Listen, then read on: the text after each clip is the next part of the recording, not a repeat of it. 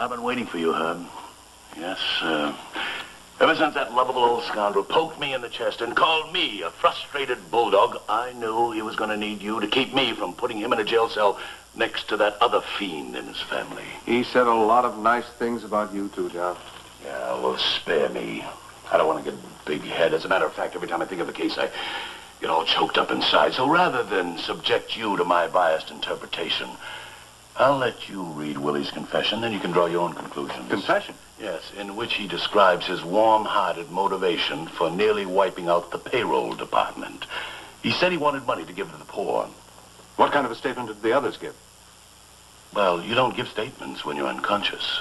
And all of them were poisoned except him? No, he took a little of it, enough to knock him out for a few minutes. Now, the others have been released from the hospital this morning, all except one woman, Miss Patton. She nearly died. What kind of poison? Chloral hydrate. It's a powerful hypnotic. Have they recovered the money? Not yet. He said he put it in a blind man's cup.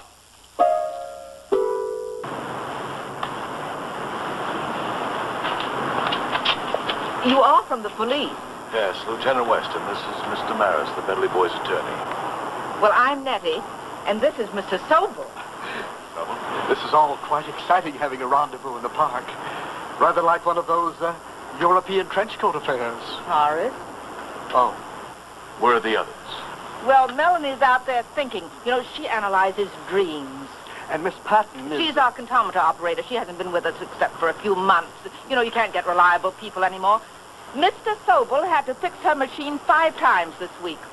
She's home recuperating. Well, the poor child nearly died. Well, we all nearly died, Horace.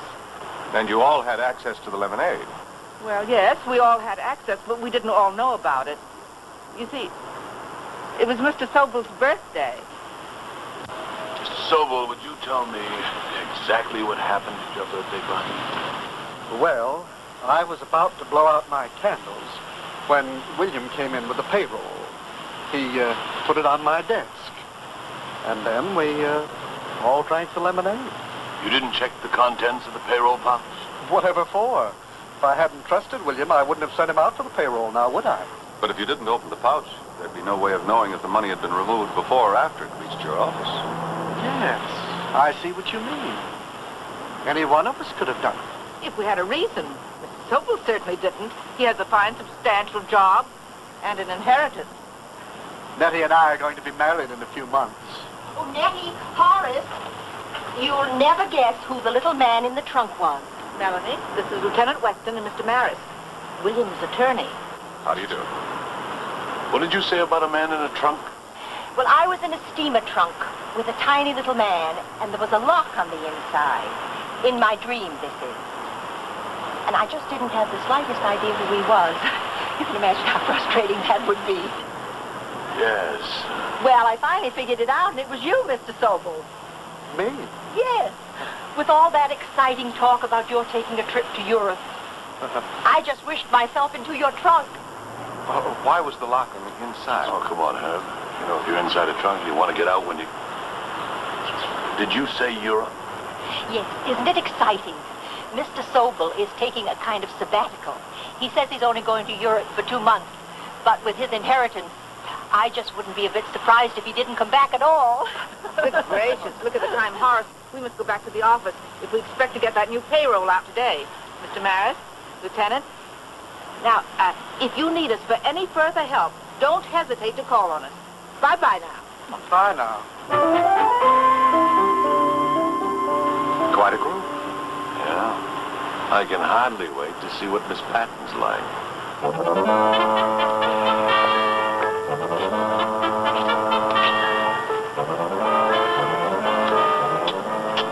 You see, Lieutenant, there's 2 sides to everything.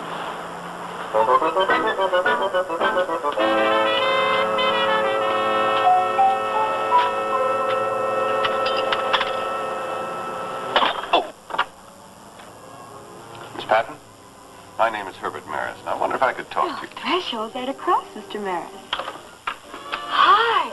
Oh, you're cute. Listen, do you have one of those eyelash brushes with the bristles all around? No, but I have a .38 caliber revolver. Oh. For handcuffs and a bat. Lieutenant Weston, Police Department. Well, you're cute anyway. Come on in.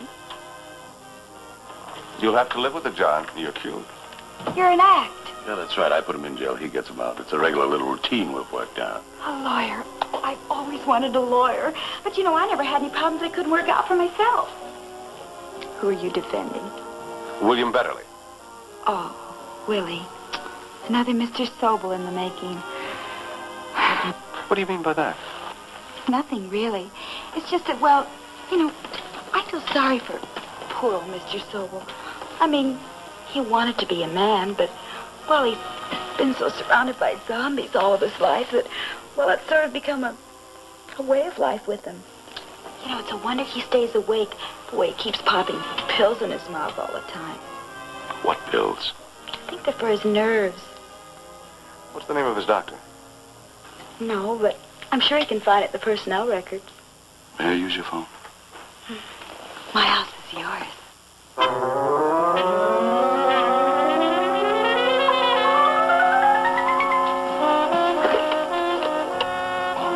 Thank you. Coincidence. I live here. It's not just a coincidence, Mr. Sobel. We've been waiting for you. Mr. Sobel, do you recognize this? Why, well, it looks like a prescription. That's right. Made out to you. Filled in for 100 capsules of chloral hydrate. Where is it? Why, oh, here they are. I've only taken a few. I was going to tell you about the prescription, but there's such a thing as too much honesty. Nettie says that I'm naive, that I should look after my interests. But you don't think I was responsible for the poisoning? That's what we think. But the bottle's almost full.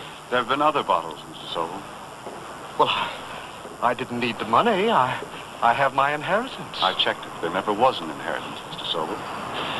There is no inheritance except in your imagination. Mr. Sobel? I've been waiting for you. I almost put out an APB on you. The moose season's almost over. I can't tell you how happy I am to be getting away to the mountains this weekend. After all, how many people would lend you their hunting lodge at the peak of the season? Just hope I can forget about Horace Sobel. There's something wrong with the case against him. Yeah. It's too perfect. We wired Sobel a lie detector and it went berserk. He broke down and admitted he often thought of stealing that payroll. But he just wasn't ready.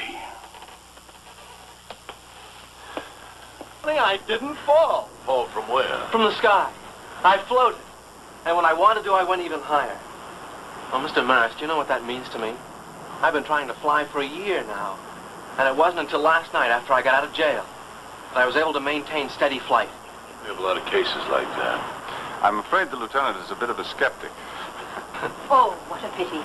Don't you ever dream, Lieutenant? Oh, frequently, but it's always the same dream. I'm walking down a long hall. There's rooms on either side with bars on them. Are the rooms empty? Oh, no. As a matter of fact, there's quite a demand for those rooms. That's what's called a harem dream. Only I've never heard of it with bars before. Do you suppose that's an indication of some sort of hidden hostility? Perhaps it is, Mr. Maris. I didn't fall. Fall from where? From the sky. I floated. And when I wanted to, I went even higher. Well, Mr. Maris, do you know what that means to me? I've been trying to fly for a year now. And it wasn't until last night, after I got out of jail, that I was able to maintain steady flight. We have a lot of cases like that. I'm afraid the lieutenant is a bit of a skeptic. Oh, what a pity. Don't you ever dream, Lieutenant? Oh, frequently, but it's always the same dream. I'm walking down a long hall. There's rooms on either side with bars on them. Are the rooms empty? Oh, no. As a matter of fact, there's quite a demand for those rooms. That's what's called a harem dream. Only I've never heard of it with bars before. Do you suppose that's an indication of some sort of hidden hostility? Perhaps it is, Mr. Maris. In her hand.